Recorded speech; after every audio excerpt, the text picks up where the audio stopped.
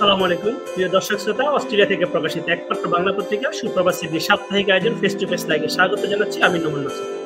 আমরা চেষ্টা করে থাকি বাংলাদেশ এবং বাংলাদেশের বাইরের সমসাময়িক ঘটনাগুলো নিয়ে আমাদের অনুষ্ঠান সাজানোর জন্য।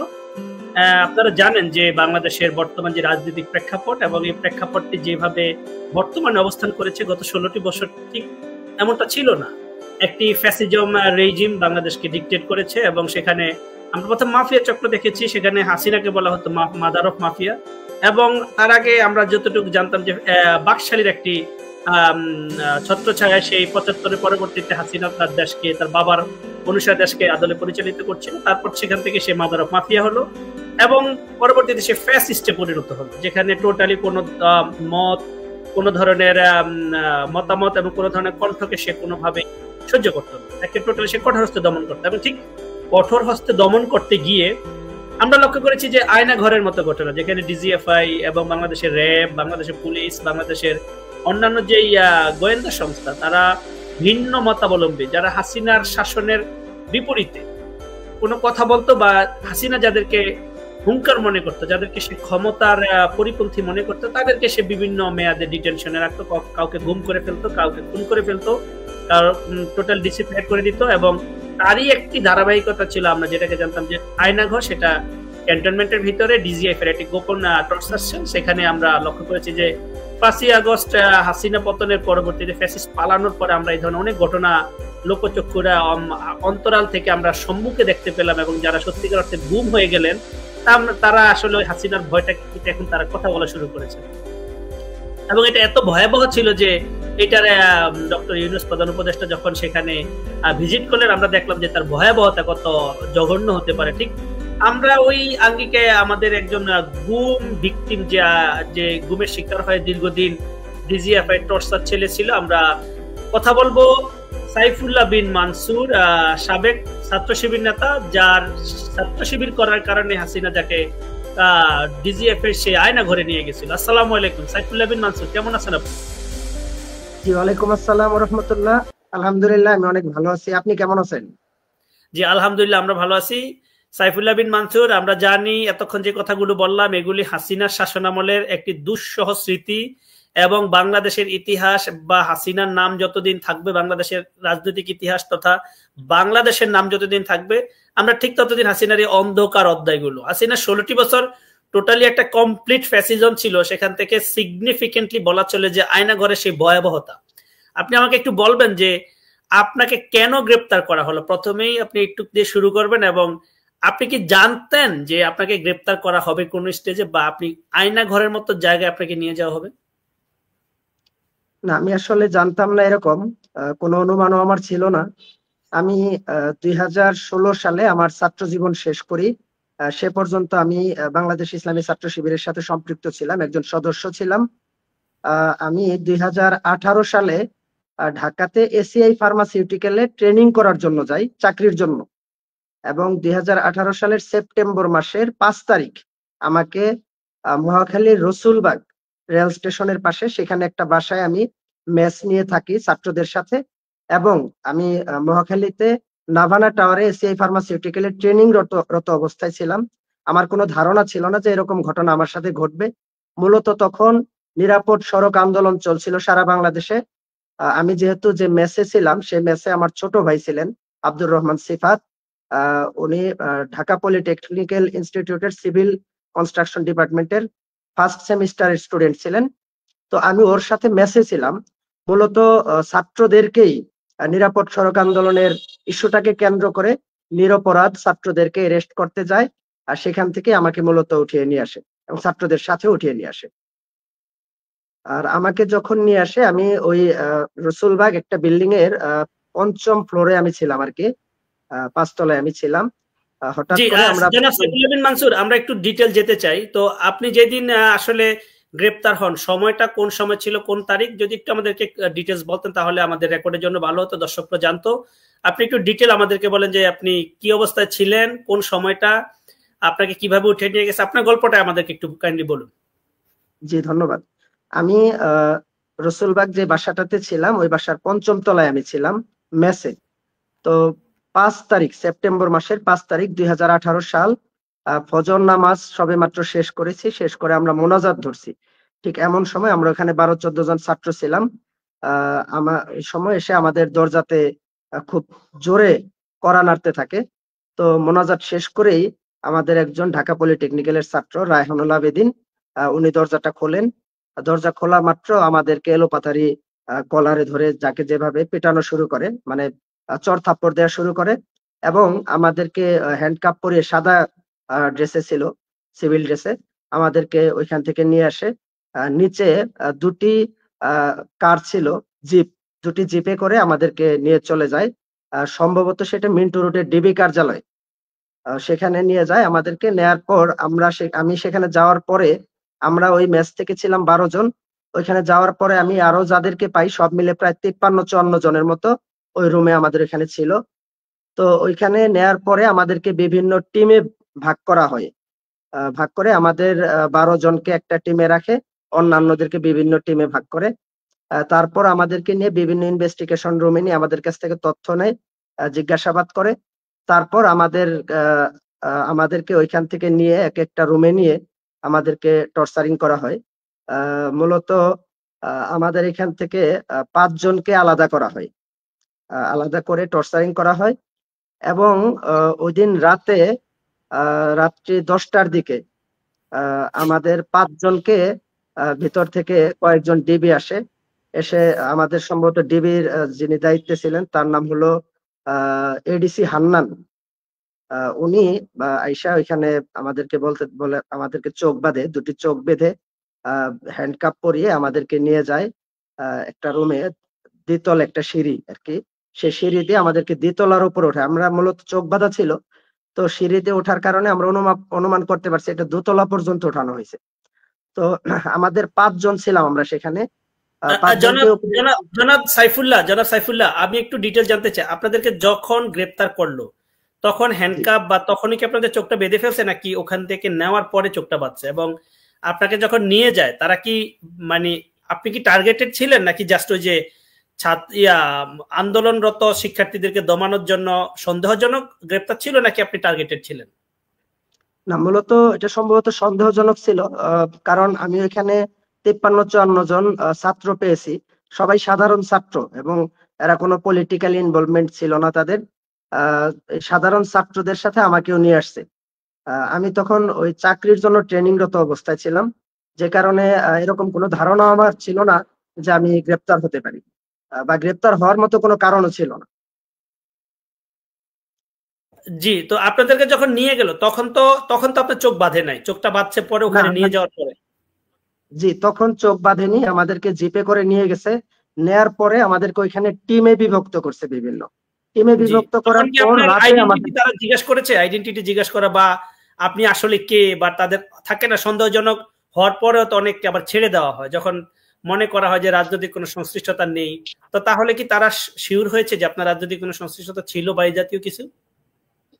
আমাদেরকে ওইখানে নিয়ে বিভিন্ন টিমে বিভক্ত করে বেশ কয়েকটা রুমে নিয়ে যাওয়া হয়েছে, এবং সেই রুমগুলোতে নিয়ে আমাদের নাম ঠিকানা জিজ্ঞাসাবাদ করা হয়েছে।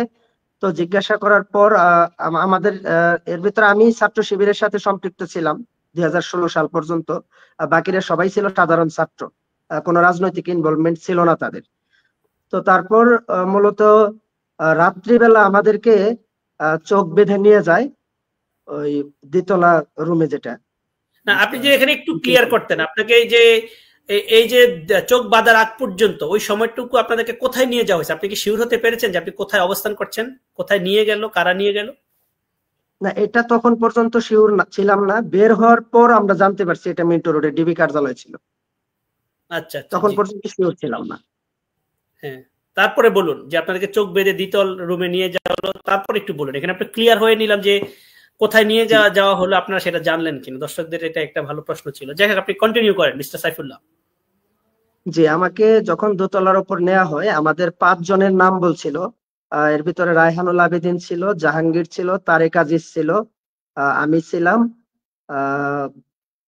আরেকজন ছিল ইফতেখারুল আলম রুবেল। আমরা 5 জন ছিলাম। তো আমাদের 5 জনকেই ওইখানে নিয়ে যাওয়ার নির্দেশ করা হয়, অর্থাৎ ওইখানে একজন অফিসার কয়েকজন অফিসারকে বলতেছিল যে তোরা ওদেরকে নিয়ে আসার, চোখ বন্ধ করে নিয়ে আসে ওদেরকে, এরকম একটা নির্দেশ করতেছিল। তো তারপরে আমাদের ওই 5 জন থেকে 4 জনকে, অর্থাৎ রায়হানকে রেখে বাকি 4 জনকে আমাদের দোতলায় নিয়ে যাওয়া হয়।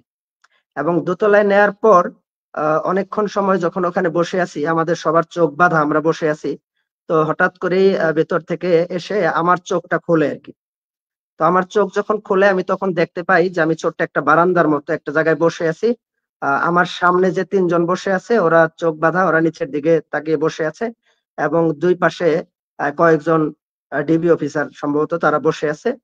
তো কিছুক্ষণ পরেই ওই যে ছেলেটাকে, অর্থাৎ রায়হানুল আবেদিন, যাকে রুমে রেখে যাওয়া হয়েছিল, তাকে নিয়ে আসা হয়। তো এর ভিতরে আমি আবার যেটা লক্ষ্য করি যে আমার পাশে একটা থাইয়ের গ্লাস করা রুম ছিল, এবং আমার সামনে একটা দরজা ছিল, দরজার উপরে একটু ভেন্টিলেশন ছিল। তো আমি ভেন্টিলেশন দিয়ে লক্ষ্য করি যে ভিতরে পরিবেশটা খুব একটা ইয়ে ছিল আর কি, শিকল ঝোলানোর মতো ছিল। তো এরপরে ওই রায়হানুল আবেদিনকে নিয়ে আসে, নিয়ে ওকে রুমে ঢুকায়। এবং রায়হানুল আবেদিনকে রুমে নেওয়ার আগে আবার আমার চোখ বেঁধে নেয়।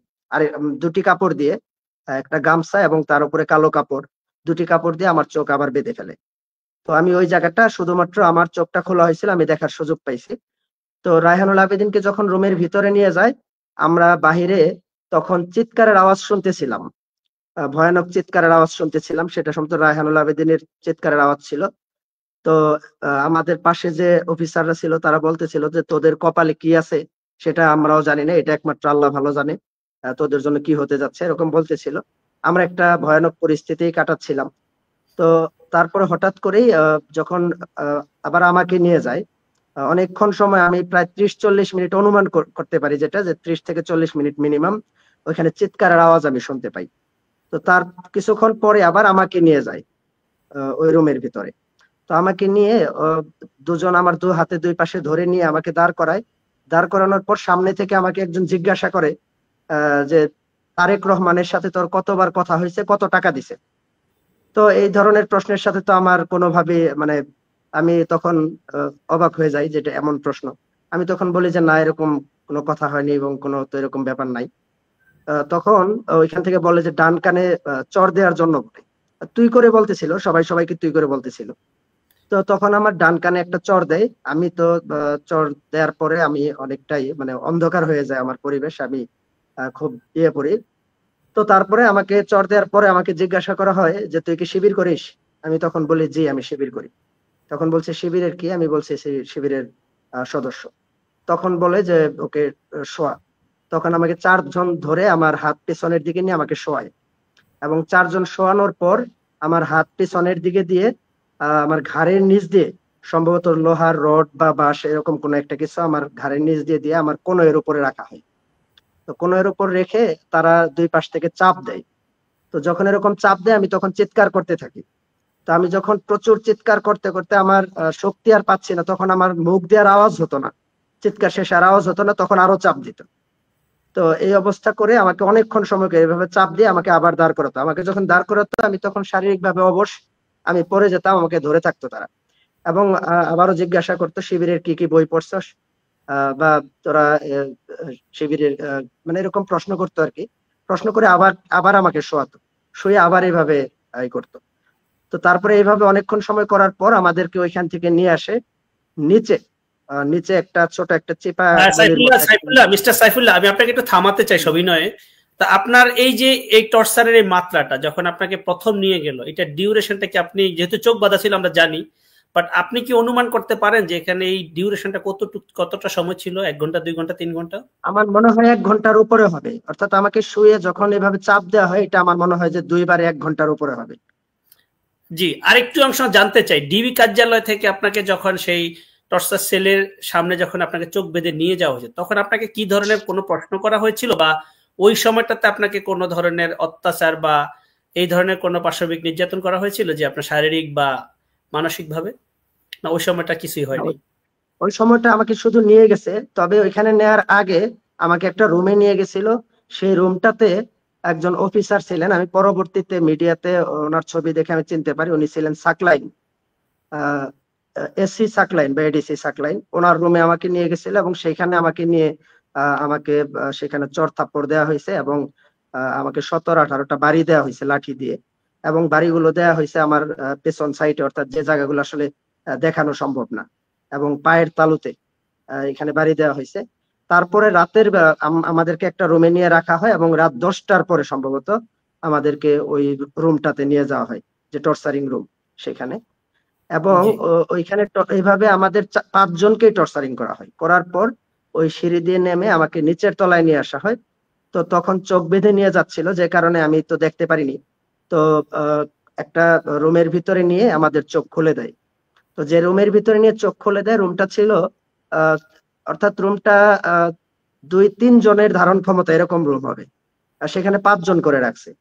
তো এর ভিতরে আবার আমার ছোট ভাই আব্দুর রহমান সিফাত, যিনি ঢাকা পলিটেকনিক্যালের ফার্স্ট সেমিস্টারের স্টুডেন্ট ছিলেন। তো ও আমার আপন ছোট ভাই। ওর একটা হাত ভাঙা ছিল, ছোটবেলা গাছ থেকে পড়ে ওর একটা হাত ভেঙে গেছিল। তো আমার সবচেয়ে বেশি কষ্ট হইতেছিল এই জন্য, যে আমার ছোট ভাইকেও যদি এরকম করে চোখ বেঁধে চাপ দেওয়া হয়, তাহলে ওর তো হাতটা ভাঙা, আবার ভেঙে যেতে পারে। এটা আমার হৃদয়ে সবচেয়ে বেশি কষ্ট দিতেছিল আর কি। তো জি, যেহেতু আপনি পরবর্তীতে ছোট যখন ভাই, আমাদের, সেনসিটিভ পয়েন্ট। জি জি, তারপরে যখন আমাদেরকে ওই নিচে রুমে নিয়ে আসা হয়, সেখানে আমার ছোট ভাইকে নিয়ে আসা হয়। তো নিয়ে আসার পরে আমি ছোট ভাইয়ের কাছ থেকে জানতে পারি যে ওকে এইভাবে চাপ দেওয়া হয়েছে, এইভাবে নির্যাতন করা হয়েছে। এবং এখানে আরো যারা ছিল তাদের কাছ থেকে শুনতে পারি যে তাদের পায়ের তালুতে পেটানো হয়েছে এবং এইভাবে চাপ দেওয়া হয়েছে আর কি। তো ওই রুমটা ছিল 2-3 জনের ধারণ ক্ষমতা এরকম, কিন্তু আমাদেরকে 5-7 জন করে রাখা হয়েছে। এবং পরবর্তীতে ওই রুম থেকে আবার আরেকটা রুমে নেওয়া হয়েছে। তো আরেকটা রুমে নেওয়া হয়েছে, সেই রুমে কোনো ভেন্টিলেশন ছিল না। আপনারা কতজন কোনো পরের রুমে যখন গিয়েছেন, সেই রুমে আপনারা কতজন ছিলেন? 5 জন, নাকি আপনাকে সিঙ্গেল রাখা হয়েছে? সেই রুমে আমাদের 12 জনকে রাখা হয়েছে।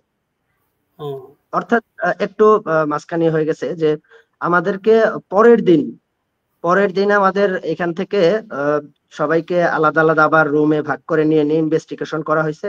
এবং সেখানে আমাদের 11 জনকে রেখে বাকি সবাইকে ছেড়ে দেওয়া হয়েছে। অর্থাৎ আমরা যে 53-54 জন পেয়েছিলাম, বাকি সবাইকে সেখান থেকে ছেড়ে দেওয়া হয়েছে। আমি আজ পর্যন্ত আমি এই 11-12 জনের বাহিরে যারা ছিল তাদের কোনো সন্ধান পাইনি, তাদের সাথে কোনো যোগাযোগ হয়নি। তো তাদেরকে ওইখানে ছেড়ে দেয় পরের দিন। তো ছেড়ে যখন দেয়, তখন আমার ছোট ভাইকেও তারা ছেড়ে দিছে। তো এই জন্য আমরা পরে 11 জন ছিলাম। আমাদের 12 জন রাখছিল, 12 জন থেকে যখন ছোট ভাইকেও ছেড়ে দেয়, আমরা তখন 11 জন থাকি। তো ওই রুমটাতে আমাদের 11 জনকে 6 দিন রাখা হয় একটানা। তো এই 6 দিন থাকা অবস্থায় যেটা করতো, যে আমাদের ওই রুমটাতে কোনো ফ্যান ছিল না, কোনো লাইট ছিল না। একটা লাইট ছিল, বাহির থেকে একটু আলো ঢুকতো, অর্থাৎ নিবু নিবু আলো আর কি ভিতরে ঢুকতো এরকম। ওইখানে ওয়াশরুম ছিল, 2টি ওয়াশরুম ছিল। ওয়াশরুমের অর্থাৎ কোমর পর্যন্ত হলো ওয়াশরুমের ছিল, ওয়াল ছিল, এরকম ওয়াশরুম ছিল।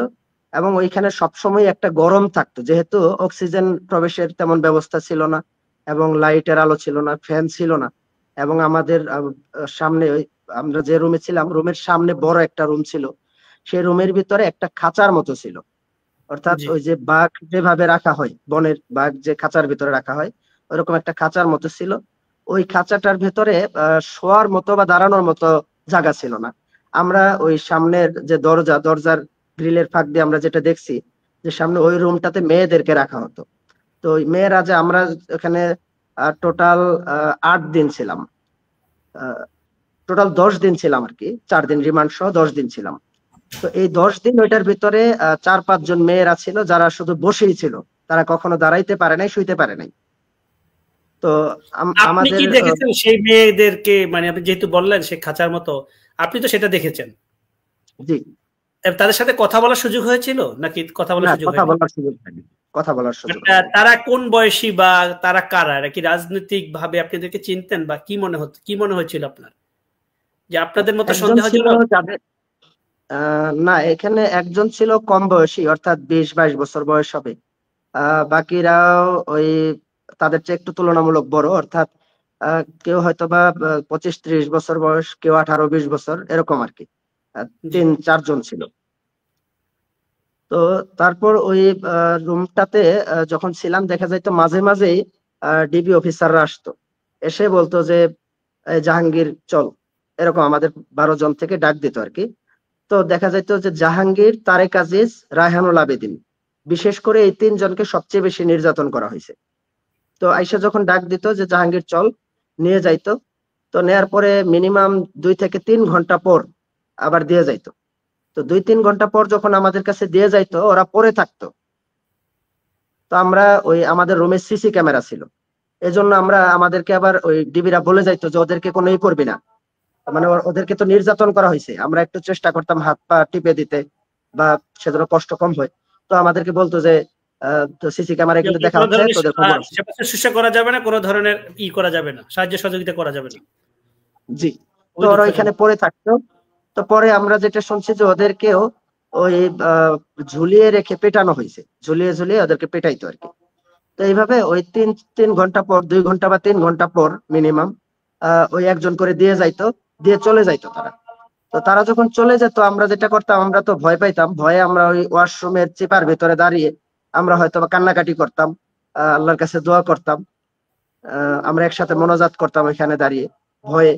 তো দেখা যেত আবার 3-4 ঘন্টা পরে আসতো, আইসা আবার ডাকতে রায়হানুল আবেদিন চল, ওই আরেকজনকে নিয়ে যাইতো, তাকে আবার নির্যাতন করে দিয়ে যাইতো। এইভাবে আমাদের এখানে 6 দিন এইভাবে চলছে।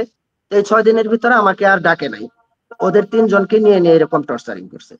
আমি যদি আপনাকে সবিন একটু একটু থামাতে চাই সাইফুল্লাহ, মিস্টার সাইফুল্লাহ, তো এই 6 দিন আপনাদের সাথে এই যে ধরনের টর্চারিং ছাড়া আপনাদের সাথে তারা কোনো ধরনের এমনিতে এসে কোনো কোশ্চেন বা থাকে না যে একজন সেলের বাইরে কোনো পাহারাদার বাইরে আপনাদের কোনো কোশ্চেন করা বা আপনাদের সাথে ব্যবহারটা কি ছিল বা আপনাদের খাওয়া দাওয়াটা কি ছিল এই 6 দিন? আমি এই 6 দিনটা একটু এখানে জানতে চাই, দেন আমি পরবর্তীতে মুভ করবো পরের অংশে। আপনি একটু 6 দিন আপনাদের সাথে কি রকম ব্যবহার আর খাওয়া দাওয়াটা আমাদেরকে একটু বলবেন, আপনাকে কি খাওয়া দাওয়া হতো বা আপনারা আদৌ কি বুঝতেন যে কোনটা নাস্তা, কোনটা লাঞ্চ বা কোনটা ডিনার? কারণ আপনারা দিনের আলো দেখতেন না, তো আপনারা একটু একটু আপসাপ চালু দেখতেন, আপনাকে সেটা কিভাবে মেনটেন করতেন একটু সবিনয় বলুন প্লিজ। জি, এই 6 দিন আমাদেরকে শুধুমাত্র মাছের একটা তরকারি দিয়ে ভাত দেয়া হতো। আইসা ওই আমাদের দরজা খুলে ভিতরে ভাত এবং তরকারি দিয়ে যাইতো। 6 দিনই আমাদেরকে মাছের তরকারি দিয়ে ভাত দিয়ে গেছে। আমরা 3 বেলা আমাদেরকে নির্দিষ্ট টাইম পর পর খাবার দিয়ে গেছে। আমরা এই 6 দিন এই ভাত খেয়েছিলাম। এবং যেটা হয়তো যে আমাদের সাথে কেউ কথা বলতে আসতো না কখনো। আমরা রুমের ওই দরজার পাশে বসে থাকতাম, বসে বসে সামনের দিকে তাকিয়ে থাকতাম। সামনে একটা বড় রুম, ওই রুমের দিকে তাকিয়ে থাকতাম, মূলত কেউ আসতো না, আমরা কোনো গার্ড ওইভাবে পাইনি। তবে একজন অফিসার এক সময় আমাদের সামনে এসে আল্লাহকে গালিগালাজ করতেছিল, অথচ ওনার মুখে দাড়ি ছিল, যেটা আমাদের জন্য খুব প্যাথেটিক ছিল আর কি। তো বাজে মানে বিশ্রী ভাষায় গালিগালাজ করতেছিল আর কি আমাদের সামনে দাঁড়িয়ে। তাছাড়া এমনি কেউ আসতো না। জি, আমি আরেকটু জানতে চাই, আমরা শুনেছি যে খাবারের মান খুব জঘন্য ছিল, যেখানে অনেক সময় পচা ভাত বা তরকারি খাবার অনুপযোগী, যেটা আমরা অনেকের মুখে শুনেছি। আপনার কাছে কি এমনটা কিছু মনে হয়েছিল নাকি মোটামুটি জাস্ট জীবন ধারণের জন্য খাবার দেওয়া হতো? কি অভিজ্ঞতাটা কি আপনার খাবার নিয়ে? সবসময় একই আইটেমের খাবার ছিল, যেটা একটা মাছের তরকারি ছিল, স্বাভাবিকভাবে সুস্বাদু ছিল না, এবং ভাতগুলো ছিল একটু মোটা। তবে আমরা খাইতে পারছি আর কি, অভ্যস্ত হয়ে গেছিলাম। জীবন ধারণের জন্য তো খেতেই হবে, আপনার তো সেখানে কোনো চয়েস নাই, যেহেতু আপনাকে টর্চার করা হচ্ছে, রিমান্ড দেওয়া হচ্ছে, আপনাকে মাইট দেওয়া হচ্ছে, আপনাদের খিদা লাগবে। যাই হোক, 6 দিন পরে কি হলো মিস্টার সাইফুল্লাহ? 6 দিন পরের ঘটনাগুলো আমাকে একটু বলুন প্লিজ। 6 দিন পর আমাদেরকে হঠাৎ করে সম্ভবত দুপুরের দিকে বা সকালের দিকে, আমার খেয়াল নেই আর কি, আমাদেরকে আরেকটা রুমে নিয়ে যাওয়া হয়। সেই রুমে যাওয়ার পর আমরা নিচে বসে আছি।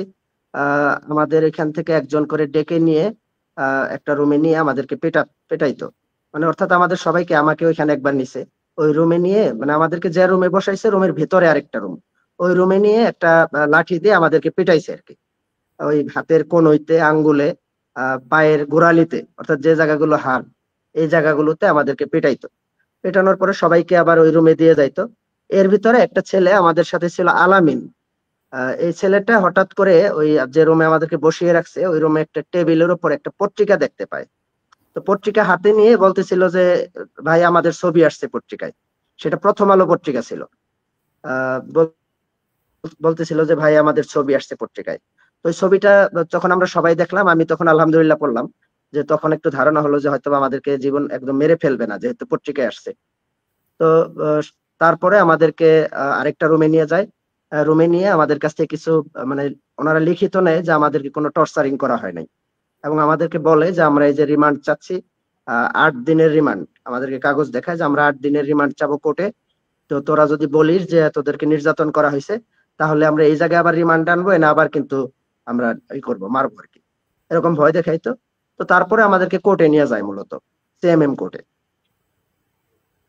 ও তাহলে তো আপনারা মোটামুটি একটা শিওর ছিলেন, যেহেতু সিএমএম কোর্টে নিয়ে যাওয়া হচ্ছে, অ্যাটলিস্ট আপনাদেরকে ধরে আনছে, এখন একটা রাষ্ট্রীয় স্বীকৃতি আপনারা পাচ্ছেন যে না আপনারা এখন কাস্টাডিতে আছেন, পুলিশ হেফাজত বা ডিবি হেফাজত যেখানে, অ্যাটলিস্ট আপনাদের টোটালি ডিসঅ্যাপিয়ারেন্স হওয়ার সেই ভয়টুকু অনেকটা আপনাদের অংশে কেটে গেল, তাই না?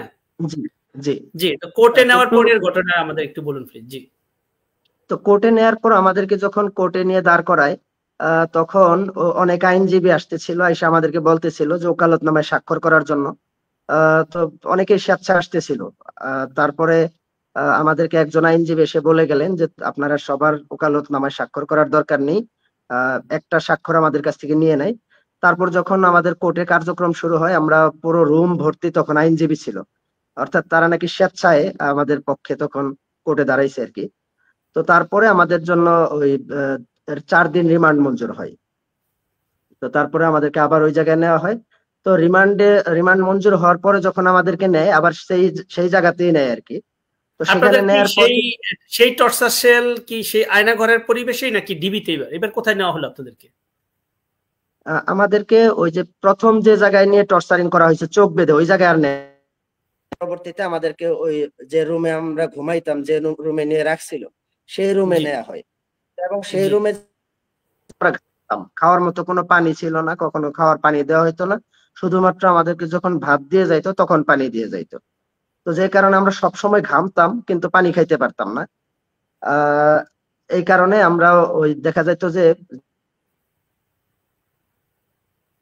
কারণে আমার ওই এক সাইড, এক অংশ একজনের উপরে, আরেক অংশ আরেকজনের উপরে, এরকম এরকম করে আমাদের ঘুমাইতে হতো। দেখা যেত পাশের জন ঘামতেছে, আবার আমি ঘামতেছি, দুজনের ঘাম একত্রে লেগে যাচ্ছে, কোনো গোসল নেই। তার ভিতরে একটা আতঙ্ক সবসময় কাজ করতেছিল যে আমাদের গার্ডিয়ানরা জানে কিনা আমরা এখানে আছি, কি অবস্থায় আছি। এটা একটা আতঙ্ক আমাদের ভিতরে সবসময় ছিল। তো আমরা একটা অনিশ্চয়তার ভিতরে ছিলাম যে আমাদেরকে এখান থেকে কোনোদিন ছাড়বে কিনা, বা আমরা ওইখানে যেটা শুনেছি যে আমাদেরকে প্রথম যে রুমটাতে নেয়, সেই রুমে আমরা আরেকজন লোক পাই, সেটা হলো আসাদুজ্জামান নূর, ব্লগার, ওনাকে পাই। ওনার কাছে শুনেছি, উনি বলছে যে আহ, ওই এর আগে কয়েকজন ছাত্র নাকি ওখানে ছিল, তাদেরকে নিয়ে মেরে ফেলা হয়েছে ক্রস ফায়ার দিয়ে। তো এই কারণে আমাদের ভিতরে একটা আতঙ্ক ছিল আর কি। বেশি আতঙ্ক কাজ আর করেছে, জি যখন সেটাই অনুমেয়। এবং ওই যে দোতলায় যখন ওঠানোর পর আমাদেরকে, তখন আমাদের পাশে কয়েকজন অফিসার বলতেছিল যে তোদের কপালে কি আছে, এটা একমাত্র আল্লাহই ভালো জানে। মানে তারাও একটা অনিশ্চয়তার ভিতরে আমাদেরকে বলছে, এই কারণে আমরা ওইখানে একটা আতঙ্কের ভিতরে ছিলাম। এবং যখন আমাকে শোয়ায়, তখন তো আমি ধরে নিচ্ছি যে হয়তো এটা আমার জীবনের শেষ সময়। স্বাভাবিক, তো চোখ বাঁধা, তারপরে আপনাকে টর্চার করতেছে কন্টিনিউয়াসলি, সেটাই তো ফিল হওয়াটা স্বাভাবিক। দুঃখ প্রকাশ করতেছে আপনার এই ঘটনার জন্য। যাই হোক, তো আপনার সেই 4 দিনের রিমান্ডের পরে কি করলো? আবার কি কোর্টে তোলা হলো নাকি? 4 দিন রিমান্ড শেষে আবার কোর্টে নিয়ে আসে, কোর্ট থেকে আমাদেরকে কেরানীগঞ্জ কারাগারে দিয়ে দেয়। তো সেখানে 2 ভাগ করে আমাদের কয়েকজনকে কারাগারে দিয়ে দেয়, এবং কয়েকজনের আবার রিমান্ড মঞ্জুর হয়, 2 দিন বা 4 দিন রিমান্ড মঞ্জুর হয়। তো সেই রিমান্ড শেষে ওদেরকেও কারাগারে দেওয়া হয়। এবং আমরা কারাগারে আসার পরে জানতে পারি যে আমাদের অভিভাবকরা সংবাদ সম্মেলন করছে বারবার। আমার যে ছোট ভাই সিফাত, আব্দুর রহমান সিফাত, যার কথা বলছিলাম, ছেড়ে দিছে, ওর সংসদ ভবনের সামনে বিবিসি সহ বেশ কিছু মিডিয়া একটা সংবাদ সম্মেলন করে ও বলে যে আমার ভাই সহ এখানে 11 জন ছাত্র আছে। তো এইদিকে আবার মিডিয়া থেকে পাশাপাশি নিউজ হচ্ছিল যে আহ, সন্তানদেরকে মানে জীবিত আছে জানতে পারলে অভিভাবকরা সন্তুষ্ট, বা আহ, আবার তার মিডিয়া থেকে কি বলে, ডিএনপি থেকে বলতেছিল যে আমাদের কাছে কোনো ছাত্র নেই। এরকম নিউজ গুলো আমরা পরবর্তীতে দেখছি আর কি, যাই দীর্ঘদিন হোক, নিউজ মিস্টার দেখছি। সাইফুল্লাহ, আপনাদের বিরুদ্ধে অভিযোগটা কি আনলো? আদালতে তোলার পরে আপনাদের রিমান্ড মঞ্জুর হলো, আপনাদেরকে কারাগারে দেওয়া হলো, তো আপনাদের বিরুদ্ধে অভিযোগটা কি ছিল ডিবি বা পুলিশের? কি কারণে বা কি? মূল- জি। মূলত 2টি অভিযোগ এখানে দাঁড় করায়। একটা হলো যে নিরাপদ সড়ক আন্দোলন চলার সময় সরকারি কার্যক্রমে বাধা দান এবং গুজব ছড়ানোর অভিযোগ, 2টি অভিযোগ দেওয়া হয়। জি, তারপরে এবং কেরানীগঞ্জ থেকে আমাদেরকে কোর্টে ওঠানোর আগে আমাদের সামনে কিছু স্কুল ড্রেস টেবিলের উপর রেখে এবং কিছু হাতুড়ি বাটাল, তারপরে যে প্লাস, এগুলো টেবিলের উপরে রেখে ওই কিছু ছোট ছোট স্কুল ড্রেস ছিল যেগুলো আসলে প্রাইমারি লেভেলের স্টুডেন্টদের স্কুল ড্রেস হবে, এরকম ছোট ছোট স্কুল ড্রেস যেগুলো আমাদের গায়ে লাগার মতো না, এগুলো টেবিলের উপরে রেখে আমাদেরকে আহ, তারা মিডিয়ে আনছে আর কি, যে আমরা জি, স্কুল ড্রেস আপনারা পরে আমরা এখানে গুজব আন্দোলন ছড়াবো। করে এটা করছেন আর কি। যাই হোক, তো আপনাদেরকে কেরানীগঞ্জের কারাগারে আপনার কতদিন থাকতে হয়েছিল? আমি কেরানীগঞ্জে আমরা ছিলাম 10 দিন, তারপর আমরা কাশিমপুরে ট্রান্সফার হই। কাশিমপুরে টোটাল 70 দিন ছিলাম, অর্থাৎ 3 মাস পরে আমি জামিন হয়ে চলে আসি। বাট যখন আপনার জামিন হয়, আপনাকে কি এমন কোনো ভয়াবহতা বা এমন কোনো হুঙ্কার বা এমন কোনো ট্রমার মতো ঘটনা আপনাকে দেওয়া হয়েছে যে তুমি যা হয়েছে মুখ বন্ধ করে রাখবা, না হলে আবার গ্রেপ্তার করব, বা এই ধরনের কোনো শর্ত বা কোনো ভয়ভীতি প্রদর্শন করা হয়েছিল? না, এরকম কিছু হয়নি, আমাদের মামলাটা এখনো চলমান আছে। তবে আহ, নিজেই একটা ট্রমার ভিতরে আহ, অনেকদিন ছিলাম, এখনো আছি বলা যায়। আমরা যখন ফজরের সময় ঘুম থেকে উঠি নামাজ পড়ার জন্য, কেউ যদি হঠাৎ দরজায় ডাক দেয় আমার বাসায়, বা কখনো ঘুমের ভিতরে আছি কেউ দরজায় ডাক দেয়, আমার ভিতরে সেই ট্রমাটা চলে আসে। যে ওই ফজরের পরে আমরা যখন মোনাজাত করতেছিলাম, দরজায় করা নাড়ে, দরজা খোলা মাত্র আমাদেরকে যখন নিয়ে যাওয়া হয়, সেটা আমার ভিতরে এখনো ভয় হিসাবে কাজ করে। আমার কাছে ওই স্মৃতিটা মনে পড়ে আসে। যাই হোক, খুবই দুঃখজনক আপনার ঘটনাগুলো শুনলাম। তো আপনার ওভারঅল এই যে আপনাকে ছাত্র শিবির করেন, একটা দেশের একজন সাধারণ নাগরিক হিসেবে মত প্রকাশের আপনার চয়েসের অধিকার রাষ্ট্র সংবিধান পূর্ণ অধিকার আপনাকে দিয়েছে, সেটা আপনি যেই সংগঠনই করেন, সেটা যদি সেটা নিষিদ্ধ না হয়, সেটা বিপদগামী না হয়, সেই ক্ষেত্রে পুলিশ আপনাকে ধরতে পারে। কিন্তু এই যে শিবির সংশ্লিষ্টতা বা ছাত্রদল সংশ্লিষ্টতা বা বিরোধী দল সংশ্লিষ্টতা, এই যে আপনাকে যেভাবে গ্রেপ্তার করা হলো, আপনার কাছে ওভারঅল এই যে আপনার যে মানে গুম সেলে ছিলেন, ঢাকা কেন্দ্রীয় কারাগার, কাশিমপুর, আপনি ওই সময়টা আপনি একজন বাংলাদেশের নাগরিক হিসেবে আপনি নিজেকে কোন জায়গায় স্থাপন করতে পেরেছেন, বা আপনার মধ্যে এমন কোনো রিভেঞ্জ বা এমন কোনো কিছু স্পৃহা তৈরি হয়েছিল যে আমাকে বিনা অন্যায় এখানে টর্চার করা হচ্ছে, গ্রেপ্তার করে এখানে আটকিয়ে রাখা হচ্ছে, জীবনে সুযোগ পেলে আমি এমন কিছু করব যেটা স্বাভাবিক, আমাকে যদি অন্যায়ভাবে কেউ আঘাত করে আমার মনে কষ্ট লাগবে, আমিও সেটা রিভেঞ্জ নেওয়ার চেষ্টা করব। তো আপনার মধ্যে এমন কোন ধরনের অনুভূতি সৃষ্টি হয়েছিল যে রাষ্ট্রের প্রতি ঘৃণা, সরকারের প্রতি ঘৃণা, বা ওভারঅল সিচুয়েশনটা আপনার মনে কি হয়েছিল? আমি মূলত যে কারাগারে যখন ছিলাম, মনের ভেতর একটা চিন্তা সবসময় আসতো যে আমাকে তো অন্যায়ভাবে গ্রেপ্তার করা হয়েছে, এবং আমার বিরুদ্ধে যে অভিযোগ আনা হয়েছে সেটা তো মিথ্যা অভিযোগ। এবং আমি যে রাজনীতি সংগঠনের সাথে, ছাত্র শিবিরের সাথে জড়িত ছিলাম, এটা আমি আমার জায়গা থেকে আমি মনে করি যে এটার অধিকার যে কারো আছে। এবং ছাত্র শিবির যখন করি, আমরা তো কোনো রাষ্ট্রবিরোধী বা অন্যায় কোনো কার্যক্রমের সাথে জড়িত ছিলাম না। তো আলটিমেটলি মনের ভিতরে এই চিন্তাটা আসতো, যেহেতু কখনো কোনো অন্যায় করিনি, তাহলে আমাদের উপর জুলুম করা হচ্ছে। তো যেহেতু আমাদের উপর জুলুম করা হচ্ছে, এটা উপর থেকে আল্লাহ দেখছেন, আমরা হয়তো বা আল্লাহর কাছে কখনো যা পাবো, এটার পুরস্কার পাবো, এই চিন্তাটা সবসময় ভেতরে কাজ করতো। যাই হোক, আপনার এবং চিন্তা চেতনা খুবই সুন্দর, আমরা শুনে খুবই মুগ্ধ হলাম যে এত অত্যাচার করার পরেও আপনি বিদ্বেষ না ছড়িয়ে আল্লাহর কাছে বিচার দিয়ে রাখলেন। জি, পরের অংশটুকু বলুন মিস্টার সাইফুল্লাহ। যে আমাদের সাথে সবাই ছাত্র শিবিরের সাথে জড়িত ছিল এমন তো না, আমি একাই ছাত্র শিবিরের সাথে জড়িত ছিলাম, বাকিরা ওইভাবে জড়িত ছিল না। এই জন্য এটার যে শুধু একটা রাজনৈতিক সংগঠনের সাথে জড়িত থাকার কারণে এরকমও বলা ঠিক হবে না। তখন সাধারণ ছাত্রদেরকে সারা দেশে গ্রেপ্তার চলছিল। আমরা ওই মেসে যখন থাকি, আমাদের সাথে একজন হিন্দু ছাত্র ছিল, তাকেও নিয়ে যায় এবং হিন্দু ছাত্রটিকেও ছেড়ে দেয় আর কি অন্যদের সাথে। তো সাধারণ ছাত্রদেরকে অ্যারেস্ট করে সেই সাথে আমাদেরকে নিয়ে যায়। আমি মূলত যখন ওই ট্রেনিং এ ছিলাম এসিআই ফার্মাসিউটিক্যালে, আমি সকাল 6টা বা 7টার দিকে চলে যাইতাম, নাভানা টাওয়ারে আমাদের ট্রেনিং হইতো, নাবিস্কোতে। সেখানে চলে যেতাম, আবার সন্ধ্যা 7টা 8টার দিকে চলে আসতাম। আমি মাদ্রাসা লাইনে পড়ালেখা করেছি এবং জেনারেল লাইনে ইসলামিক স্টাডিজে পড়ালেখা করেছি। এজন্য মেডিকেল সায়েন্সের বিষয়গুলো আমার জানা ছিল না। তো ওই ট্রেনিংটা আমার জন্য ছিল অনেক চ্যালেঞ্জিং, অনেক পড়ালেখার দরকার পড়তো। আমি রাত্রি 12টা 1টা পর্যন্ত পড়তাম রুমে এসে, অর্থাৎ সারাদিন আমি থাকতাম ট্রেনিং সেন্টারে এবং রাতে এসে 12টা 1টা পর্যন্ত পড়তাম। আবার ফজরের পর হাঁটতে হাঁটতে চলে যেতাম নাভানা টাওয়ার পর্যন্ত। তো এই কারণে যে আমি আসলে এই ধরনের ঘটনা আমার জীবনে ঘটবে এটার কোনো ধারণা আমার ছিল না।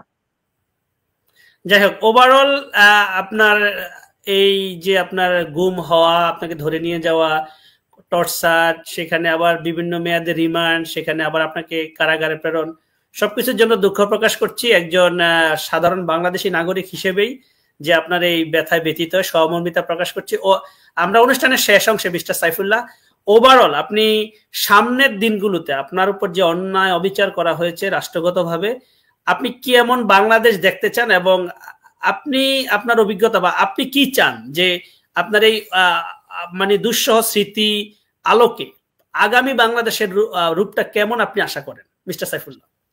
যে তার আগে আমি একটু বলে নিব যে আমাদের যে 12 জন এখনো মামলাটা চলমান, আমরা এক একজন এক এক কর্মসংস্থানে আছি, এর ভিতরে কেউ কেউ ছাত্র আছে।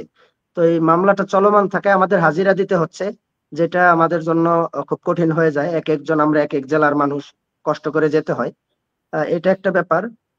আর সার্বিকভাবে আমরা গত 15 বছর দেশের যে চিত্র দেখেছি, এটা থেকে আমরা মুক্তি চাই। এবং এই যে জুলুমটা আমাদের উপরে না শুধু, এটা তো বাংলাদেশের অসংখ্য ফ্যামিলির উপরে এইভাবে এই ঘটনাগুলো ঘটছে, এবং অনেকেই বছরের পর বছর এরকম গুম ছিলেন। আমরা তো 6 দিন পরে বা রিমান্ড শেষে আমরা কোর্টে আসছি, কিন্তু অনেককে তো এখান থেকে নিয়ে মেরেও ফেলা হয়েছে, এরকমও ঘটনা আমরা মিডিয়ায় দেখতে পাই। তো সুতরাং আমরা চাই যে এই ধরনের কোনো পুনরাবৃত্তি যেন বাংলাদেশে আর কোনোদিন না ঘটে, এই ধরনের কোনো ফেসিজম যেন আর কোনোদিন প্রতিষ্ঠিত না হয়। এই জন্য এই রাষ্ট্রপক্ষ এবং মিডিয়ার মাধ্যমে আমি সবাইকে যে অনুরোধটা করব, যে একটি সুন্দর যে রাষ্ট্র ব্যবস্থা, যেখানে এই ধরনের কোনো আয়নাঘর থাকবে না, গুম থাকবে না, বিচার বহির্ভূত হত্যাকাণ্ড চলবে না, এই ধরনের একটি, এবং বিরোধী দল করলেই যে তাকে মামলা দিতে হবে, গ্রেপ্তার করতে হবে, বিভিন্ন মামলা টামলা দিয়ে গ্রেপ্তার করতে হবে, এই ধরনের পরিবেশ যেন আর কোনোদিন বাংলাদেশে না আসে, এই জন্য কর্তৃপক্ষের প্রতি দৃষ্টি আকর্ষণ করবো, তারা যেন একটি গুরুত্বপূর্ণ ভূমিকা রাখে। জি মিস্টার সাইফুল্লাহ, আপনার সাথে আমরাও সুরে সুর মিলিয়ে বলতে চাই, বাংলাদেশ যেই চেতনায়, বাংলাদেশ যেই কারণে পাকিস্তান থেকে স্বাধীন হয়েছিল, সেখানে আমরা জানি যে বৈষম্য ছিল পাকিস্তানি শাসন আমলে, সে বৈষম্য থেকে মুক্তির জন্যই বাংলাদেশ স্বাধীন হয়েছিল। এবং হাসিনার বাংলাদেশে ফ্যাসিস্টের যেই রমরমা শাসন ব্যবস্থা ছিল, যেখানে কোনো ধরনের মত টু শব্দকে কোনো ধরনের সহ্য করা হতো না, যাই হোক, আমরা সেই ফ্যাসিজম থেকে মুক্তি পেয়েছি। এবং আগামীর বাংলাদেশ হোক এমন একটি বাংলাদেশ যেখানে কোনো ধরনের ফ্যাসিজমের ছোঁয়া থাকবে না। প্রত্যেক নাগরিক, বাংলাদেশের প্রত্যেকটি নাগরিক তার মত প্রকাশের সম্পূর্ণ স্বাধীনতা পাবে, এবং একজন স্বাধীন বাংলাদেশের নাগরিক হিসেবে সে যেন মুক্ত আকাশে মুক্তভাবে চলতে পারে, সেই প্রত্যাশায় আমরা আজকের অনুষ্ঠান শেষ করছি। আপনার কাছ থেকেও আমরা বিদায় নিচ্ছি মিস্টার সাইফুল্লাহ বিন মানসুর, এবং আবারও কৃতজ্ঞতা রইল যে আপনার মূল্যবান সময় থেকে আপনার দুঃসহ স্মৃতি, সেই আয়নাঘর এবং নির্যাতনের ঘটনাগুলো আমাদেরকে বর্ণনা করলেন। দর্শকরা দেখতে পেল, সারা বিশ্বে এটা ছড়িয়ে পড়বে ইনশাল্লাহ, এবং আমরা আবারও বাংলাদেশের সামনের দিনগুলো একটি সুন্দর, সাবলীল এবং একটি স্বাধীন সার্বভৌম রাষ্ট্র, কল্যাণকর একটি রাষ্ট্র পরিণত হোক, সেই আশায় আমরা বিদায় নিচ্ছি। আসসালামু আলাইকুম। জি ধন্যবাদ।